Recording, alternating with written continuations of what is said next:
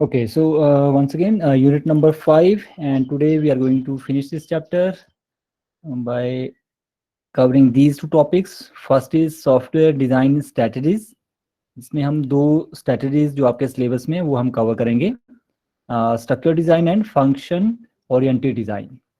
एक और रहती है तीसरी, ऑब्जेक्ट ओरिएंटेड डिजाइन, वो आपके सिलेबस में ऐसा मेंशन नहीं है, ठीक है, तो आपने भी यही दो करनी है। And second topic is about software design approaches, ठीक है। तो जो आपने यहाँ पे स्ट्रक्चर डिजाइन स्ट्रेटजीज जो ऊपर आप कवर करेंगे, फंक्शन ओरिएंटेड या फिर स्ट्रक्चर डिजाइन, उनमें से हो सकता है वो टॉप डाउन वाली यूज करे या बॉटम अप को यूज करे, यानी कि ये इंटरलेटेड ये टॉपिक्स हैं, ठीक है। तो सॉफ्टवेयर डिजाइन अप्रोचेज में दो हम कवर करेंगे, दो ही हैं basically, top down approach and bottom up approach. तो let us start one by one. सबसे पहले सॉफ्टवेयर डिजाइन स्ट्रैटेजीज, ठीक है।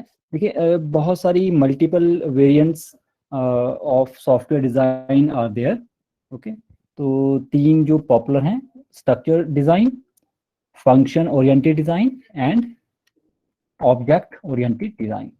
ये दोनों पॉपुलर हैं basically, function oriented and object oriented. ये एक दूसरे को रिप्लेस करने के लिए नहीं बनाई गई हैं, इन दोनों का अलग अलग तरीके से काम करने का तरीका रहता है, ठीक है। बट आपके सिलेबस में ये फर्स्ट टू हैं, तो मे बी ये स्किप हो गई है, तो इसे आप छोड़िए। तो हम अकॉर्डिंग टू सिलेबस ही चलेंगे पहले, फिर अगर आपका इंटरेस्ट रहा तो मैं आपको ये भी पढ़ा दूंगा, ओके। तो हम दो ही कवर करेंगे, structure design and function oriented design.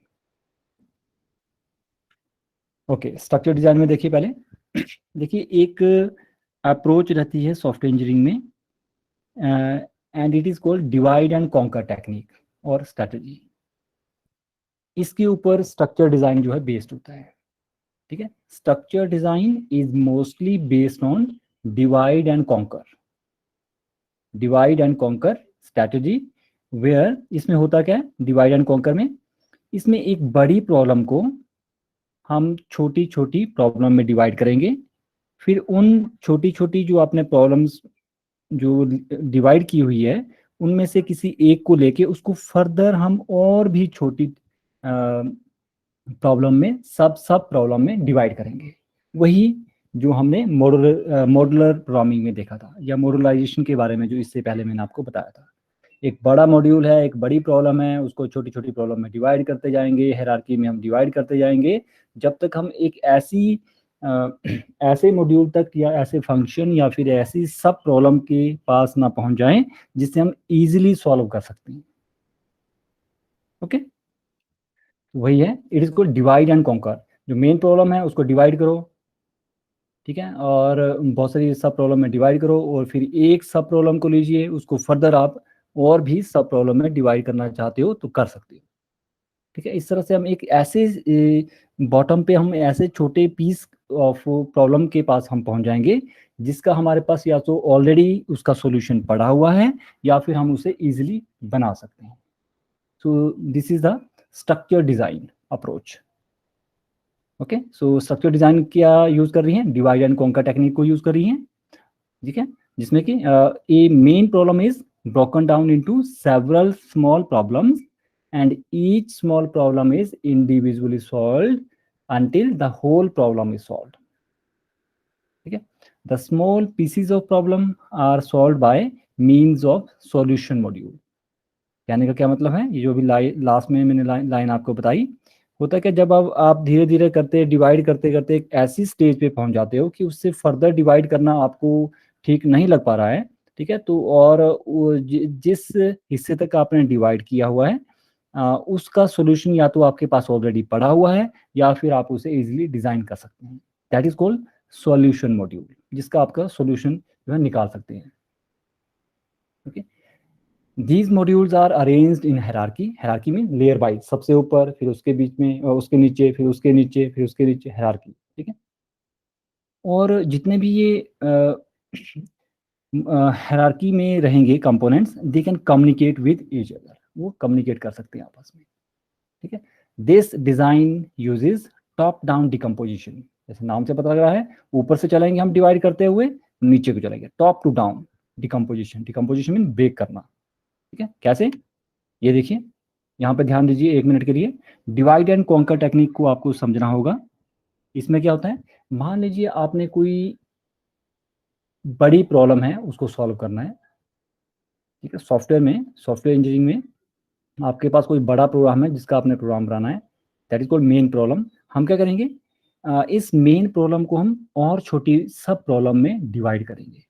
क्यों, क्योंकि ये बहुत कॉम्प्लेक्स है, ये काफ़ी बड़ा प्रोग्राम बन सकता है। इसलिए कॉम्प्लेक्सिटी को कम करने के लिए what we do in the first step of divide and conquer technique, main problem को हम बहुत सारी सब प्रॉब्लम में डिवाइड करेंगे, ठीक है। फॉर एग्जाम्पल मुझे लग रहा है कि ये वाली जो मेन प्रॉब्लम है, जस्ट मैं एग्जाम्पल ले रहा हूँ, कि उसे 3 सब प्रॉब्लम में डिवाइड किया जा सकता है। तो कैसे उसको ड्रॉ करेंगे, ऐसे ड्रॉ करेंगे। ध्यान से देखिए, ये है मेन प्रॉब्लम। मेन प्रॉब्लम के हमने 3 टुकड़े कर दिए, हर एक छोटे टुकड़े को हम क्या बोलेंगे, सब प्रॉब्लम। ये सब प्रॉब्लम 1 है, ये सब प्रॉब्लम 2 है, ये सब प्रॉब्लम 3 है। अब किसी एक को पकड़िए, सब प्रॉब्लम 1। अब इसको भी आप एक मेन प्रॉब्लम मान के चलिए। अब ये भी, इसके लिए भी आप डायरेक्टली प्रोग्राम नहीं बना पा रहे हैं, मान लीजिए ये भी अभी भी ये कॉम्प्लेक्स है, ठीक है। तो हम क्या करेंगे, इसको भी हम बहुत सारी प्रॉब्लम में डिवाइड कर सकते हैं। और वो वाली प्रॉब्लम कौन सी होगी, और भी छोटी प्रॉब्लम। यानी कि ये थी मेन प्रॉब्लम, ये है सब प्रॉब्लम, और इसके नीचे क्या होगी, सब सब प्रॉब्लम, लाइक दिस। जैसे मुझे लगा फॉर एग्जाम्पल कि इस सब प्रॉब्लम 1 को सॉल्व करने के लिए हमें उसे 3 सब सब प्रॉब्लम में डिवाइड करना पड़ा। जस्ट एक एग्जांपल ले रहे हैं, ओके। ये है सब सब प्रॉब्लम 1, सब सब प्रॉब्लम 2, सब सब प्रॉब्लम 3। सिमिलरली आप किसी भी इसमें इसको डायग्राम को ड्रॉ करिए, लेकिन डायग्राम मस्ट है, क्योंकि सॉफ्टवेयर इंजीनियरिंग एक प्योर आपका थ्योरेटिकल सब्जेक्ट है, ठीक है। तो जहाँ पे भी पॉसिबल हो वहाँ पे आपने डायग्राम की फॉर्म में कॉन्सेप्ट को समझाने की कोशिश करनी है। और आप देखोगे यही डायग्राम आगे वाले टॉपिक में भी आएगा, हल्का सा फर्क होगा, ठीक है। तो फिर से देखिए, मेन प्रॉब्लम ये है, सब प्रॉब्लम ये है, सब सब प्रॉब्लम। तो इसे हमने 3 सब प्रॉब्लम में डिवाइड किया, और एक सब प्रॉब्लम को ले लिया, उसको भी 3 में मान लो डिवाइड कर दिया। 3 ले लो, 4 ले लो, 2 ले लो, जैसे भी ले लो, जितने मर्जी ले लो, ओके। तो ये वाली जो सब प्रॉब्लम 2 है, तो इसको मान लीजिए 2 में हमने डिवाइड किया। यह है सब प्रॉब्लम 4, ये है सब प्रॉब्लम 5, सॉरी सब सब बोलना, 2 बार बोलना है आपने, क्योंकि ये है हायरार्की। ये टॉप लेवल, ये मिडिल लेवल, ये bottom level, this is called hierarchy, okay. और ये भी मान लीजिए 2 में डिवाइड किया। सभी के नाम मैंने अलग अलग दिए हैं, this is 1 2 3 4 5 6 up to 7। So divide and conquer technique is used in structure design. बस यही लाइन इसकी मेन लाइन है, और यही डायग्राम आपने बनाना है। स्ट्रक्चर डिजाइन, एक अच्छे स्ट्रक्चर डिजाइन को बनाने के लिए 2 चीजें होना बहुत जरूरी है। आपने प्रीवियसली मैंने आपको बताया हुआ है, कोहेजन एंड कपलिंग, इसका कॉन्सेप्ट रहेगा हमेशा डिजाइनिंग में, ठीक है। एक अच्छा जो स्ट्रक्चर डिजाइन होगा उसमें हाई कोहेजन होगा बट लो कपलिंग होगी। हाई कोहेजन का मतलब है उसके अंदर जितने भी फंक्शन लिखे होंगे किसी एक मॉड्यूल के अंदर, वो सारे आपस में टाइटली जो हैं एक दूसरे से बंधे होंगे। This is called high cohesion. Cohesion mean cohesive जो नेचर रहती है, जैसे ग्लू वाला मैंने आपको एग्जांपल दिया था, आपस में गोंद से वो चिपके हुए हैं टाइटली, ठीक है। कौन, फंक्शंस, कहाँ पे, एक मॉड्यूल के अंदर। बट आपस में 2 मॉड्यूल की जो कपलिंग होगी वो बहुत कम होनी चाहिए, कम से कम वो कम्युनिकेशन कर पाए। सो दिस इज अ मतलब कैरेक्टरिस्टिक्स यू कैन सी, ठीक है। एक अच्छे स्ट्रक्चर डिजाइन की तो क्या है वो कैरेक्टरिस्टिक्स, हाई कोहेजन होना चाहिए, लो कपलिंग होनी चाहिए। बाकी आपको पता है कोहेजन क्या होता है, कपलिंग क्या होती है। So what are the benefits of structure design, 2 benefit निकल के आ रहे हैं main. Number 1, it gives better understanding of how the problem is being solved. ये हमें एक मतलब आसानी से समझाने का एक अप्रोच है, जिसमें कि ये एक प्रॉब्लम को किस तरह से आप सॉल्व कर रहे हो उसे बताने का एक तरीका है। जैसे इस वाले डायग्राम में देखिए, सॉरी इस वाले डायग्राम में आसानी से हमें पता लग रहा है कि ये एक मेन प्रोग्राम है, उसके अंदर 3 आपने फंक्शन लिखे हैं, फंक्शन के अंदर मान लीजिए और कोई सब फंक्शन या रूटीन्स आपने लिखी होंगी, easy to understand. Okay. Second is structure design also makes it simpler for designer to concentrate on the problem more accurately. तो ये दूसरा जो इससे बेनिफिट निकल के आता है. बस इतना इसमें करना है. This is all about the structure design. Second जो हमने second we will cover function oriented design. Okay. So function oriented design में देखिए इसमें क्या होता है, ये भी काफी हद तक डिवाइड एंड कॉन्कर टेक्निक को यूज कर रही है और जो इससे पहले हमने किया स्ट्रक्चर डिजाइन को यूज कर रही है. फंक्शन ओरिएंटेड डिजाइन इनहेरिट्स, आपने जावा में पढ़ा है इनहेरिटेंस, या पढ़ने वाले होंगे. इनहेरिटेंस होता है एक जैसे फादर है मदर है, बच्चे में भी वही प्रॉपर्टी रहती है जनरली, लुक वाइज या बात करने का तरीके, चलने का तरीका, दिखने का, है ना. ये सारी फीचर जो हम अपने पेरेंट्स से इनहेरिट करते हैं. सिमिलरली जो आपको फंक्शन ओरिएंटेड डिजाइन रहेगा वो इनहेरिट करता है some of the properties of structure design. कौन सी property? Divide and conquer. Divide and conquer, ठीक है. और ये एक टॉप डाउन अप्रोच को यूज करती है. अब ये क्या होती है ये अगले हम टॉपिक में देखेंगे. जस्ट अभी आप याद रखें ये टॉप डाउन अप्रोच को यूज करती है. सी प्रोग्रामिंग का आप एग्जांपल लीजिए, वो फंक्शन ओरिएंटेड डिजाइन को यूज करती है. वेयरएज पाइथन, जावा वो फंक्शन ओरिएंटेड डिजाइन को यूज नहीं करते हैं बच्चों, ये आपने याद रखना. वो इसके बाद जो ऑब्जेक्ट ओरिएंटेड डिजाइन जो आपके सिलेबस में नहीं है उसको यूज करती है. इस फंक्शन ओरिएंटेड डिजाइन में क्या होता है, this design mechanism divides the whole system into smaller functions. इसमें भी वही है जैसा आपने स्ट्रक्चर डिजाइन में किया था कि एक मेन प्रॉब्लम है उसको आपने 3 छोटी छोटी सब प्रॉब्लम में डिवाइड कर दिया. अब यहाँ पे आपने क्या करना है, एक मेन प्रॉब्लम है उसको सॉल्व करने के लिए आपने छोटे छोटे फंक्शन में उसको डिवाइड कर दिया. बस फंक्शन टर्म बोलेंगे वहाँ पे आपने सब प्रॉब्लम नहीं कहना है. बस वही डायग्राम यहाँ पे बनेगा, ठीक है. तो इस तरह से आप देख सकते हैं कि स्ट्रक्चर डिजाइन और फंक्शन ओरिएंटेड डिजाइन दोनों में काफी ज्यादा सिमिलरिटी है. Okay. These function modules can share information among themselves. आपस में ये जो फंक्शनल मॉड्यूल होंगे वो इंफॉर्मेशन शेयर कर सकते हैं. कैसे? 2 तरीकों से. One is called information passing, यानी कि जैसे आपको मैंने आपको पाइथन में बताया था, जैसे आप एक फंक्शन के अंदर पैरामीटर पास करके दूसरे फंक्शन को वहाँ पे जो यूज कर रहे हैं, parameter passing, that is called information passing. Second is called with the help of global variables. ये कहीं ना कहीं आपने जावा में भी पढ़ा होगा आई थिंक. ये ग्लोबल वेरिएबल की हेल्प से भी हम जो है आपस में कम्युनिकेशन करा सकते हैं, ठीक है. 2 तरीके रहते हैं. एक और कैरेक्टरिस्टिक्स जो फंक्शंस की रहती है is that when a program calls a function, जब भी कोई प्रोग्राम किसी फंक्शन को कॉल करेगा तो वो फंक्शन उस प्रोग्राम की स्टेट को चेंज करेगा, ठीक है. लेकिन कई बार क्या होता है ये वाली चीज जो है एक्सेप्टेबल नहीं होती है कुछ एक मॉड्यूल के लिए, ठीक है. तो वहां पे ये दिक्कत आ सकती है. तो इसलिए फंक्शन ओरिएंटेड डिजाइन कहां पे अच्छे तरीके से काम करेगा, where the system state does not matter. System की जो स्टेट है मैटर नहीं करती हमारे लिए.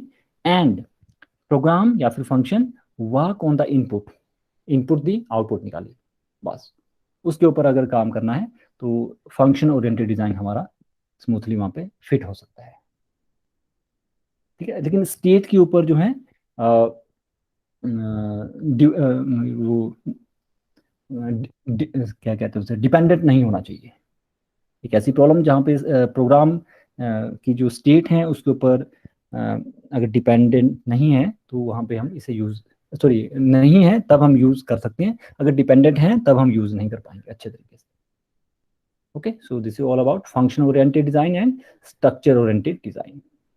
तो डायग्राम देखिए, वही डायग्राम यहाँ पे भी, क्योंकि हम डिवाइड एंड कॉन्कर टेक्निक को यूज कर रहे हैं जो कि स्ट्रक्चर प्रोग्रामिंग में हमने स्ट्रक्चर डिजाइन में हमने यूज किया हुआ है.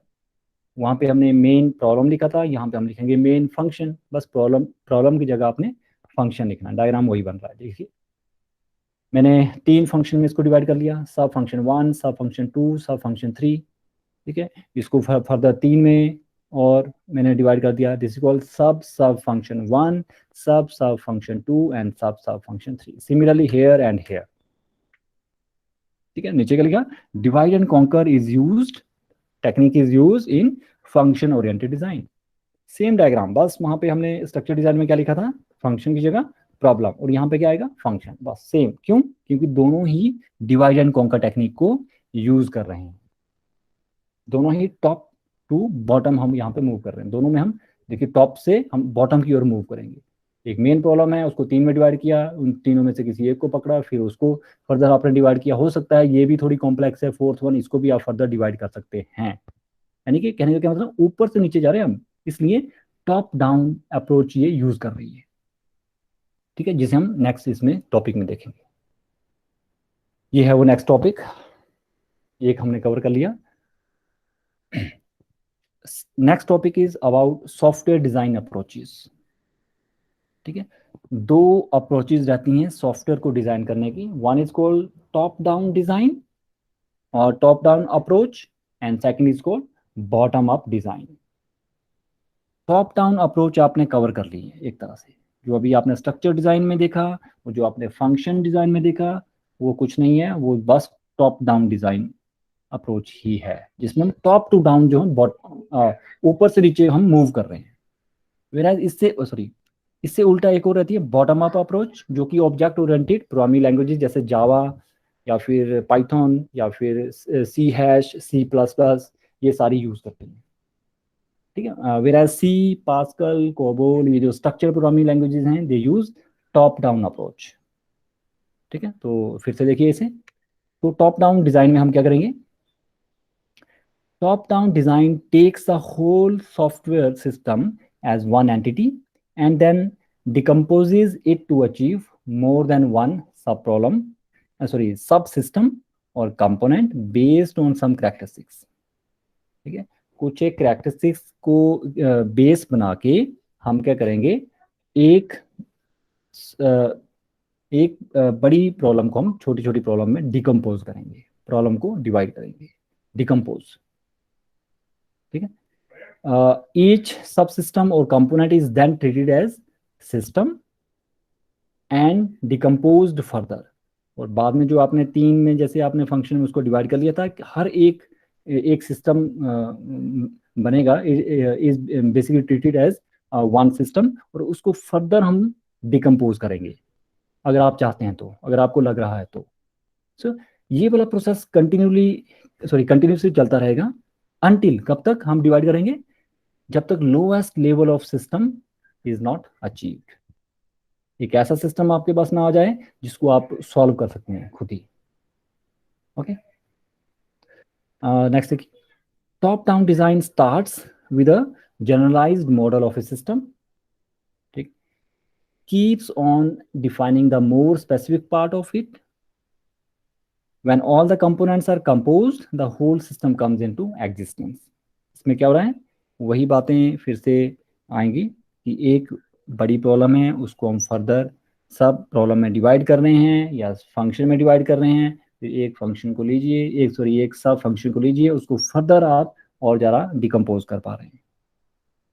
ठीक है, अब टॉप डाउन डिज़ाइन कहाँ पे सुटेबल है, top down design is more suitable when the software solution needs to be designed from scratch। अगर बिल्कुल शुरुआत से ही आपने सॉफ्टवेयर बनाना है, राइट फ्रॉम स्क्रैच। ठीक है, और आपके पास स्पेसिफिक डिटेल है ही नहीं उस सॉफ्टवेयर को बनाने के लिए, कुछ एक चीजें अननोन है। ठीक है, किसी भी तरह का प्रोग्राम आपके पास पहले का बना बनाया नहीं है, आपने शुरू से वो जो है प्रोग्राम बनाना है, then top down design is more suitable. ठीक है, second is bottom up design, just इससे उल्टा। बॉटम अप यानी कि जो सबसे नीचे जो कंपोनेंट्स हैं वो सबसे पहले बनाए जाएंगे, फिर ऊपर का पार्ट बनाया जाएगा। जैसे घर बनता है, सबसे पहले नींव, फिर दीवारें, फिर छत डाली जाती है, बॉटम अप। ठीक है, सॉफ्टवेयर में दोनों ही अप्रोचेज हम यूज कर सकते हैं, जो कि इन रियल वर्ल्ड ये पॉसिबल नहीं है, जिससे इससे पहले हमने किया टॉप डाउन। तो कभी देखा कि छत पहले बन गई और दीवारें बाद में बनी हुई है, नहीं ना, लेकिन सॉफ्टवेयर इंजीनियरिंग में it is possible. Software engineering में ये पॉसिबल है। ठीक है, तो बॉटम अप डिजाइन में क्या होता है, the bottom up design starts with most specific and basic components. ठीक है, छोटे छोटे छोटे प्रोग्राम हमने पहले के बनाए होंगे, उनको आपस में हम इंटीग्रेट करेंगे सो दैट हम एक लेवल ऊपर पहुंच पाए, एक हायर लेवल पे हम पहुंच जाएं। ठीक है, it proceeds with composing higher level of components by using basic और लोअर लेवल कंपोनेंट्स। बेसिक या फिर लोअर लेवल कंपोनेंट्स को यूज करते हुए हम एक लेयर ऊपर जाएंगे। It keeps creating higher level components until the desired system is not evolved as one single component। जब तक आपका कंप्लीट सॉफ्टवेयर नहीं बन जाता या प्रोग्राम नहीं बन जाता तब तक हम ऊपर चलते जाएंगे। ठीक है, with each higher level the amount of abstraction is increased. ठीक है, एब्स्ट्रैक्शन आपने जावा में पढ़ा होगा, एब्स्ट्रैक्शन जैसे जैसे हम ऊपर बढ़ेंगे वो बढ़ती जाएगी। ठीक है, अब बॉटम अप स्ट्रैटेजी हम कहाँ पे यूज करेंगे या कहाँ पे ज़्यादा सुटेबल है? Bottom up strategy is more suitable when a system needs to be created from some existing system. वही मैंने कहा, बॉटम अप स्ट्रैटेजी हम तब यूज करेंगे जब पहले का कोई एग्जिस्टिंग सिस्टम है, वहाँ उसको यूज करते हुए आपने कोई और नया सिस्टम डिजाइन करना है। ठीक है, पहले के पढ़े हुए सॉल्यूशन को यूज करके ही आपने चलना। ठीक है, और लास्ट में ये आपने मेंशन करना है, both top down and bottom up approaches are not practical individual. आपस में वो अलग अलग नहीं है, instead a good combination of both is used. कुछ एक प्रोग्रामिंग लैंग्वेजेस ऐसी भी हैं जो दोनों को यूज करती हैं, for example C++, but Java में ये पॉसिबल नहीं है, पाइथन में भी पॉसिबल है। ठीक है, सो C++ और पाइथन में दोनों में आप दोनों ही स्ट्रेटजीज को यूज कर सकती हैं, टॉप डाउन भी और बॉटम अप भी। ठीक है, तो ये डिफरेंस है इन दोनों के बीच में।